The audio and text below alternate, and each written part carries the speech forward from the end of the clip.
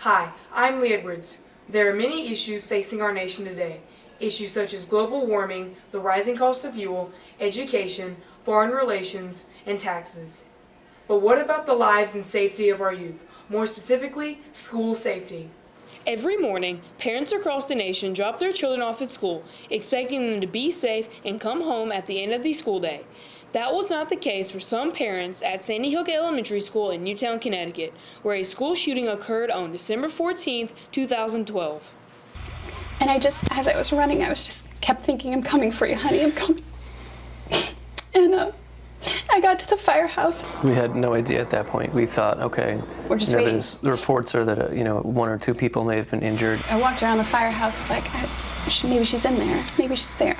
Yeah, I must have done 100 laps. I knew exactly what she was wearing. I knew I was going to see her little ponytail come around the corner and her jacket and her black glittery Uggs that she had on that morning. And I knew I was going to see her, and I didn't. There was still hope that because the children were hiding. They finally, around 1:15, asked everybody to sit down, and they said that it was a tragic day in Newtown today, and 20 children were killed. And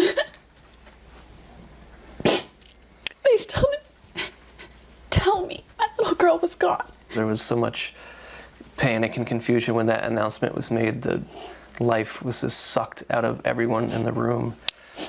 And, I just point blank found a state trooper and was like, are there any survivors? Are you telling me that standing here as a parent, my child is gone? Adam Lanza fatally shot 20 children and 6 adult staff members in a mass murder. When first responders arrived, he committed suicide. This has been a harrowing, horrific week in the state of Connecticut. The refrain I have heard again and again and again from the people of Newtown and Connecticut and all around the country is, you need to do something about the guns. On February 5th, 2010, shots were fired at Discovery Middle School in Madison, Alabama. Jeremy Tuttle was in 9th grade. He heard the shot, but thought it was just someone popping a balloon. When all of a sudden I hear a balloon pop, I didn't think anything about it because I thought it was like a prank in the school, like someone was trying to scare someone. But then all of a sudden something made me suspicious is when those group of people, instead of like staying there and watching, everyone started running away from it.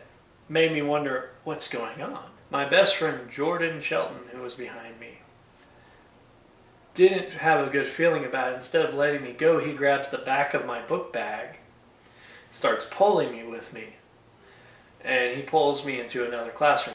I push 3 other people in with me, and I shut the door behind me.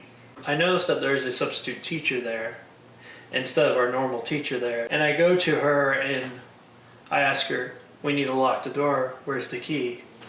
She says she doesn't have the key.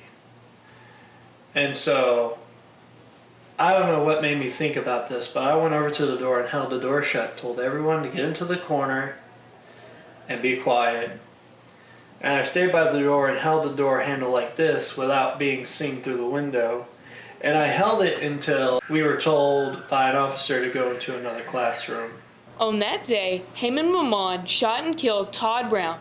They were both freshmen in high school.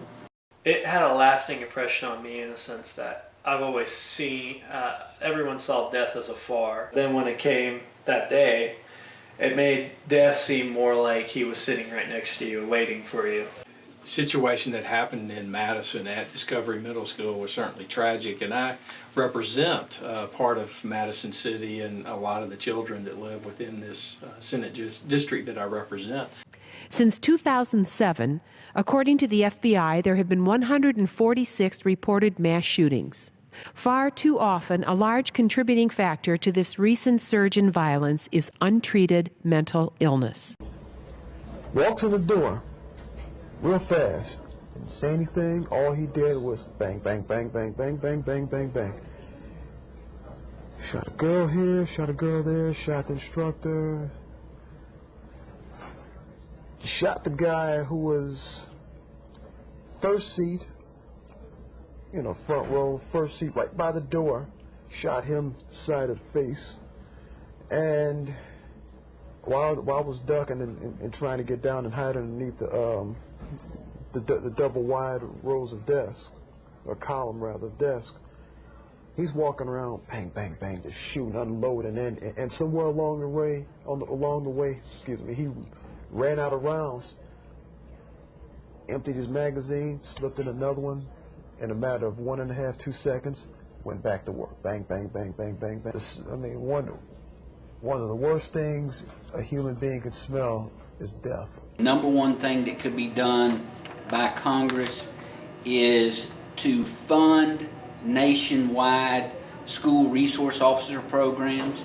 I believe I'm assigned here at Decatur Police Department as a school resource officer, but I also know that the number one thing that can be done is to have a school resource officer at every single campus.